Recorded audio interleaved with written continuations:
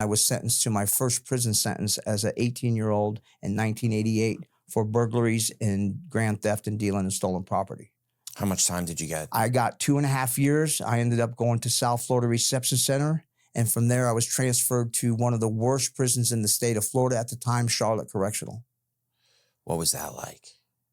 It was bad. It was brand new. They had 700 inmates when I got there. When I left a year and a half later, there was about 1,400. They didn't have any recreation facilities. It was so new. So there was nothing for these inmates to do other than steal, beat each other up, stab each other, rob other inmates, and just basically create havoc, you know. So I was doing 2.5 years for a burglary and a grand theft, and my roommate was doing 27 years for aggravated kidnapping and home invasions. So it was like they just put everyone together. Didn't matter what your custody level was. It didn't matter what you did that got you there.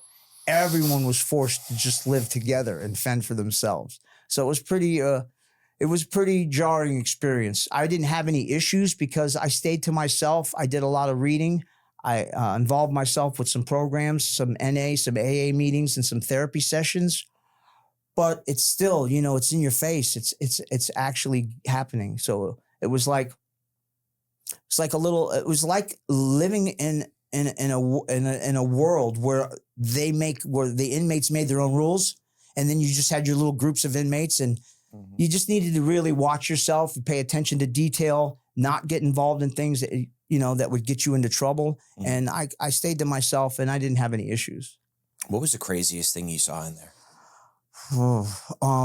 Well, Charlotte, the National Guard was brought in while I was there because there were inmates basically stabbing inmates to steal their commissary, their food.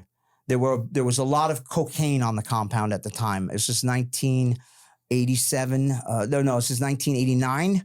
So there's a lot of crack cocaine and a lot of drugs on the compound, and all of the addicts are now using it, and now they're having to feed their addiction in the prison system. And the best way to do that would be to just stand outside of one of the commissary lines and catch one guy coming through with his bag of goodies and just knocking him out or sticking him and stealing his stuff and taking it and then selling it so they can get more of their drug.